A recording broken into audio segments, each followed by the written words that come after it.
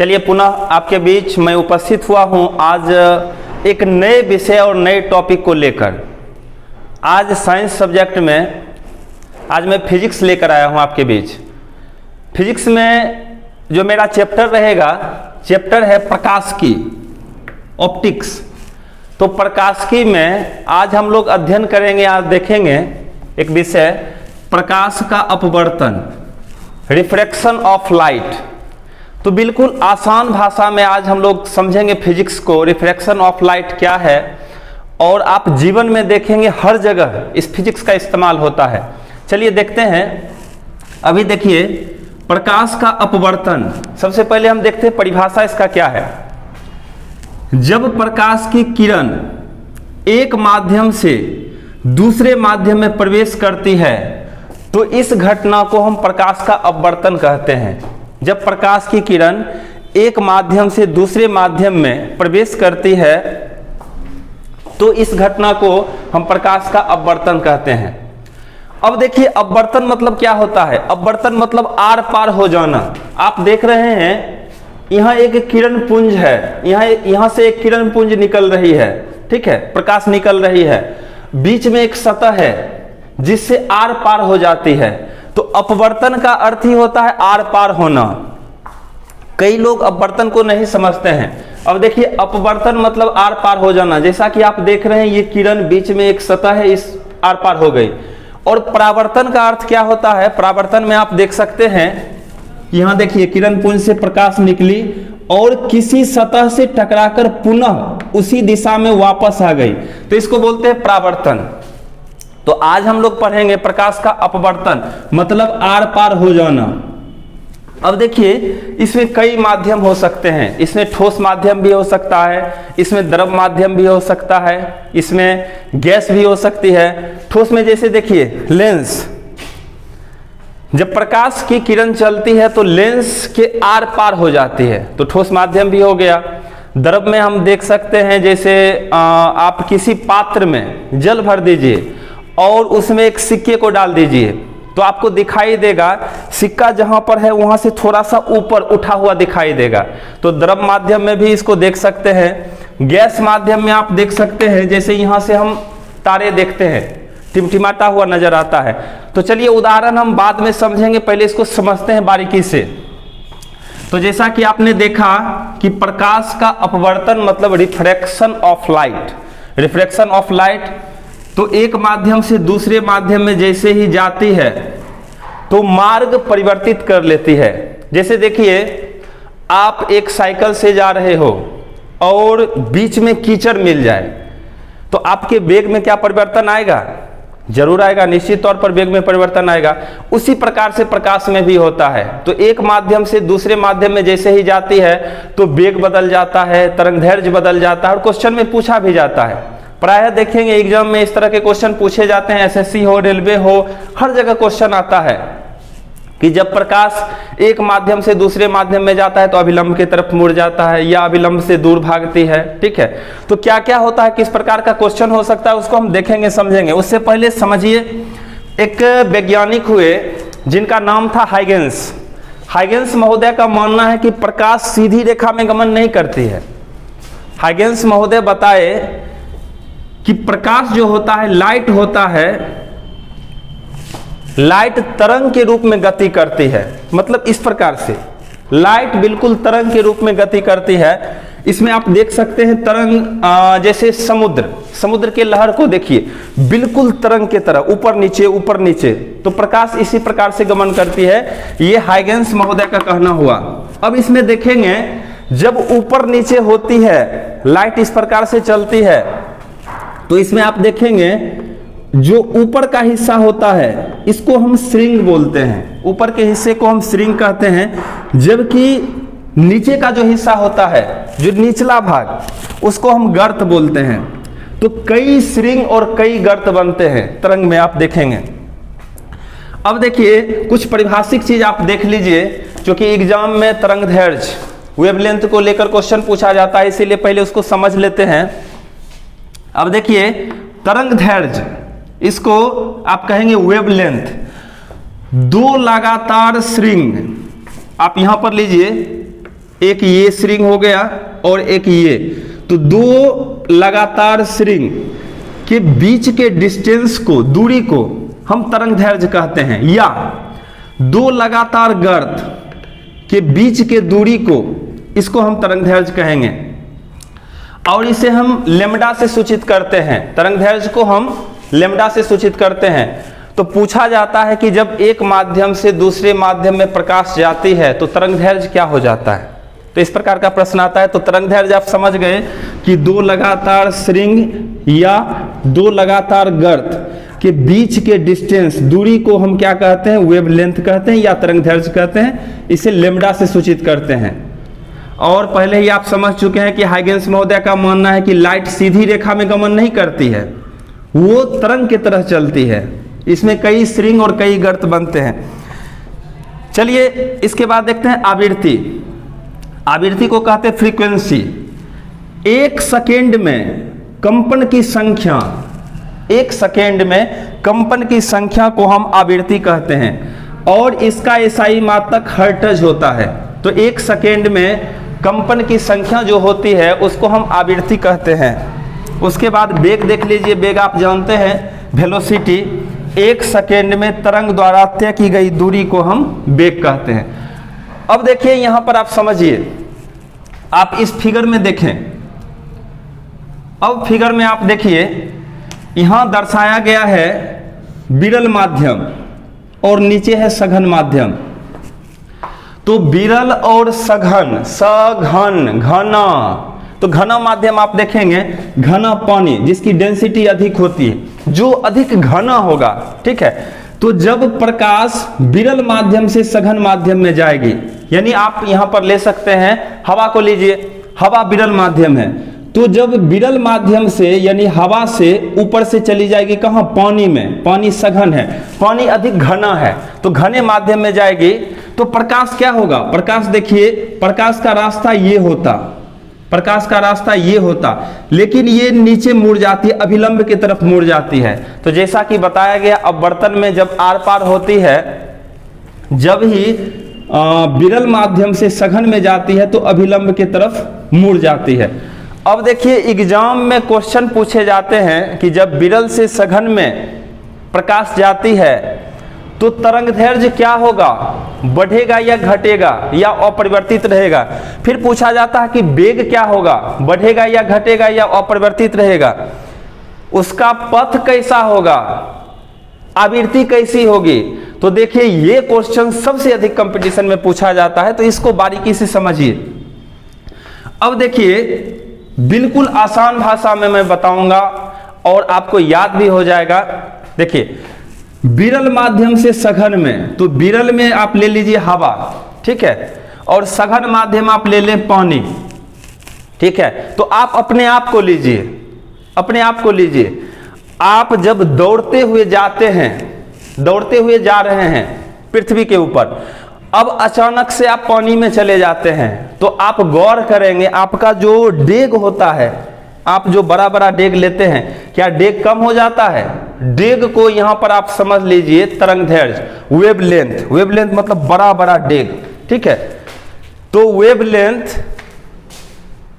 आप डेग को समझें, ठीक है। तो जैसे ही आप स्थल पर जा रहे हैं और जल में प्रवेश करेंगे तो जाहिर सी बात है कि आपका वेग कम हो जाएगा। क्या आप दौड़ पाएंगे उसी गति से पानी में, नहीं। सघन जैसे ही होगा, माध्यम मिलेगा तो आप स्लो हो जाएंगे, ठीक है। तो आप देख सकते हैं कि आपका वेग क्या हो जाएगा, घट जाएगा। जब आप विरल से सघन में जाते हैं तो अभिलंब की तरफ मुड़ती है, तो इसमें वेग घट जाएगा। आपका डेग घटेगा या नहीं, तरंग दैर्घ्य को आप डेग समझें, बड़ा बड़ा डेग, डेग छोटा हो जाएगा पानी में, तो ये भी घट जाएगा, तरंग दैर्घ्य भी घट जाएगा। और आवृत्ति क्या होगी, आवृत्ति आप ऐसे समझ लीजिए कि आप हैं और आपका धड़कन, हृदय का धड़कन, वो ऊपर में भी वैसा ही रहेगा जैसे नीचे में, तो ये अपरिवर्तित रहेगी। अब देखिए डेग को आप तरंग दैर्घ्य समझ लीजिए आसान भाषा में, और उस पर सोचिए, हवा और पानी को लेकर थिंकिंग कीजिए। तो आप प्रायः पाएंगे कि विरल से जब हम सघन में जाते हैं, जब हम ऊपर से जल में जाते हैं तो हमारा डेग कम हो जाता है, यानी तरंग दैर्घ्य कम हो जाता है, ठीक है। उसके बाद आपका वेग भी कम हो जाता है। उसके बाद आवृत्ति, तो आवृत्ति को धड़कन समझिए, ये वैसा ही रहता है हर जगह। तो इस प्रकार से आपने देखा कि जब विरल से सघन में तो अभिलंब के तरफ मुड़ना। अब ये कैसे याद रखेंगे कि विरल से सघन में जाएगा तो अभिलंब के तरफ मुड़ेगी। अब देखिए सघन, आप भीड़ में जा रहे हैं, भीड़ में क्या होता है कि दबा दिया जाता है, तो आप दब जाते हैं, अभिलंब की तरफ जबरदस्ती से मोड़ दिया जाता है। आपको इससे याद रह जाएगा। तो देखिए जब विरल से सघन में जाती है तो तरंगदैर्घ्य आपका घट जाता है, वेग भी घट जाता है, आवृत्ति अपरिवर्तित रहता है। लेकिन इसी चीज को अगर पलट दिया जाए तो क्या होगा, इसको देखिए। जब आप सघन से विरल में जाते हैं, यानी पानी से हवा में, अब हवा से पानी में नहीं, पानी से, तो पानी में आपका डेग छोटा छोटा होगा। जैसे ही आप स्थल पर आएंगे तो आपका डेग बड़ा हो जाएगा, तो तरंगदैर्घ्य रखिए बढ़ जाएगा, तरंगदैर्घ्य भी आपका बढ़ जाएगा। ठीक है, वेग क्या होगा, वेग भी सघन में आपका कम होगा। जैसे ही स्थल पर आएंगे, पानी से स्थल में आपका वेग और डेग दोनों बढ़ जाएगा, तो ये भी आपका वेग भी बढ़ जाएगा। और हमेशा आवृत्ति अपरिवर्तित रहेगा, धड़कन एक जैसा ही रहेगा। तो इस प्रकार से ये क्वेश्चन इतना अधिक पूछा जाता है कि विरल से सघन में जाना और सघन से विरल में जाना, ये क्वेश्चन बहुत अधिक पूछा जाता है। इसीलिए इसको पूरा दिमाग में फिट कर लीजिए और आप डेग को तरंगदैर्घ्य समझ लीजिए और हवा और जल का उदाहरण ले लीजिए। जैसे ही दौड़ते हुए जाएंगे तो आपका डेग कम होगा, मतलब तरंगदैर्घ्य कम होगा, और जल से आएंगे तो बढ़ जाएगा। तो इस प्रकार से आप इसको याद रख सकते हैं। अब देखिए यहाँ पर विरल और सघन माध्यम, तो आप देख सकते हैं कि हवा यहाँ पर विरल है पानी के मुकाबले, पानी के मुकाबले हवा विरल है। लेकिन अगर कांच लेंगे, अगर हम कांच लेते हैं तो पानी से अधिक सघन है। कांच का आप घोल लेंगे तो ये पानी से अधिक सघन होगा। ये दोनों माध्यम में हम जब तुलना करेंगे तो ये विरल हो जाएगा, ये सघन हो जाएगा। अब क्राउन कांच और फील्ड कांच में हम देखेंगे तो ये अधिक सघन होगा। फिर हीरा में देखेंगे तो हीरा अधिक, ये कर्म है, ये कर्म है। यहाँ हवा विरल, ये सघन। इस दोनों में अगर तुलना करेंगे तो कांच अधिक सघन हो जाएगा, पानी विरल हो जाएगा। तो इस प्रकार से इसको आप समझ सकते हैं। अब चलिए इस पर आप चाहेंगे तो कुछ उदाहरण भी देख सकते हैं। जैसे देखिए एक क्वेश्चन पूछा जाता है, तारे का टिमटिमाना प्रकाश के अपवर्तन का उदाहरण है, परावर्तन का उदाहरण है। अब आप देखेंगे कि एक आप तारे को देखते हैं, यहां से आप एक तारे को देखते हैं तो आप गौर करेंगे बीच में धूलकण है, वायुमंडल है, ठीक है, इसको चीरते हुए आप देखते हैं। लेकिन बीच में जो कई माध्यम होती है, तो सूर्य का जो प्रकाश होता है, ठीक है, तारों का प्रकाश होता है, तो माध्यम जैसे ही चेंज होता है तो कभी अभिलंब के तरफ मुड़ना, कभी अभिलंब से दूर भागना। तो इस प्रकार से आकृति बन जाएगी, कभी अभिलंब की तरफ ऐसे ऐसे ऐसे ऐसे ऐसे, ठीक है, तो जिगजैग आकृति बन जाएगी। इसीलिए वो टिमटिमाता हुआ दिखाई देता है। तो तारे का टिमटिमाना ये भी एक उदाहरण है। एक क्वेश्चन कभी कभी आता है कि यदि वायुमंडल नहीं हो, यदि वायुमंडल नहीं हो तो दिन की अवधि घट जाएगी, दिन की अवधि बढ़ जाएगी, तो क्या होगा। इसको देखिए, आप पृथ्वी पर हैं, ठीक है, आप पृथ्वी पर हैं और यहां से आप सूर्य को उगते हुए देखते हैं और फिर सूर्य को डूबते हुए भी देखते हैं। अब देखिए सूर्य होता है नीचे, ठीक है, पर चूंकि बीच में वायुमंडल है, जिसके कारण जब यहां सूर्य रहती है, नीचे रहती है, फिर आप यहां से देखते हैं तो अभिलंब की तरफ मुड़कर आपको दिखाई दे देता है। चूंकि बीच में वायुमंडल है जिसके कारण आप देख पाते हैं। तो सूर्य यहां है, आपको लगने लगता है कि सूर्योदय हो गया, ठीक है, डूबने में भी ऐसा ही होता है, ठीक है। तो जब यहां रहती है तभी आप देख पाते हैं। तो देखिए ये अवधि बढ़ जाती है, ठीक है। जब वायुमंडल नहीं होगा तो यहां आने के बाद दिखाई देगा, तो वायुमंडल नहीं होने के बाद क्या होगा कि दिन की अवधि घट जाएगी। अपवर्तन के कुछ उदाहरण को देखते हैं। आप देखेंगे बीपीएससी हो, यूपीएससी हो, सीडीएस हो, हर जगह अपवर्तन से रिलेटेड जो उदाहरण होता है ये पूछा जाता है एग्जाम में। चलिए देखते हैं, कुछ उदाहरण देखते हैं। जैसे अभी जस्ट चर्चा किया गया था, इसको फिर से देख लीजिए। अब देखिए, एक व्यक्ति सूर्य को देखता है, एक व्यक्ति किसी तारे को देखता है, तो तारा टिमटिमाता हुआ दिखाई देता है। पूछता है कि प्रकाश के अपवर्तन के कारण, प्रकाश के परावर्तन के कारण। देखिए, जब आप यहां से देखेंगे, किसी तारे को देख रहे हैं, तारा भी एक सूर्य है, सूर्य भी एक तारा है, तो देखिए आप यहां से देख रहे हैं तारे को, तो अब देखिए बीच में वायुमंडल है, धूलकण है, कई माध्यम है, तो कई माध्यम में यहां से जब प्रकाश चलता है तो कभी अभिलंब के, आप जानते हैं कि माध्यम जैसे ही चेंज होता है तो कभी अभिलंब के तरफ मुड़ता है, कभी अभिलंब से दूर भागता है। तो माध्यम पर, तो बीच में कई माध्यम होता है, तो कभी इधर गया, कभी अभिलंब के तरफ, कभी अभिलंब से दूर भागना। तो ये जो जिगजैग स्थिति होती है, तो हमको दिखाई देता है, वो जिगजैग में जो आता है प्रकाश, तो हमको दिखाई देता है कि टिमटिमा रहा है। तो बीच में वायुमंडल का होना इसी कारण से टिमटिमाता हुआ दिखाई देता है। चलिए दूसरा उदाहरण लीजिए। दूसरा उदाहरण देखिए, तालाब में मछली। अब मछली किसी व्यक्ति को देखता है, जब मछली किसी व्यक्ति को देखता है तो समान ऊंचाई से अधिक ऊंचाई दिखाई पड़ेगी। अब देखिए, मछली किसी व्यक्ति को देखता है तो इसके आंख से, व्यक्ति के आंख से टकराकर, मतलब प्रकाश फिर दिख पाएगा। तो देखिए, तो ऊपर में हो जाएगा विरल माध्यम, विरल से सघन, और विरल से सघन होगा तो इसको सामान्य से, यहां से मछली देखेगा तो समान से अधिक ऊंचाई पर नजर आएगी। जैसे देखिए, एक पीछे का उदाहरण लिया गया था, उसको आप देख सकते हैं कि जब सूर्य क्या होता है, नीचे होता है, फिर आपको ऊपर दिखता है। क्यों दिखता है? तो बीच में वायुमंडल और धूलकण के कारण आप जानते हैं कि अभिलंब के तरफ मुड़ जाती है। इसी कारण से जब सूर्य उदय नहीं होता है फिर भी हम लोगों को दिखता है कि सूर्योदय हो जाता है। तो ये क्वेश्चन भी पूछा जाता है कि जब वायुमंडल नहीं हो तो दिन की अवधि घट जाएगी, बढ़ जाएगी और परिवर्तित रहेगी।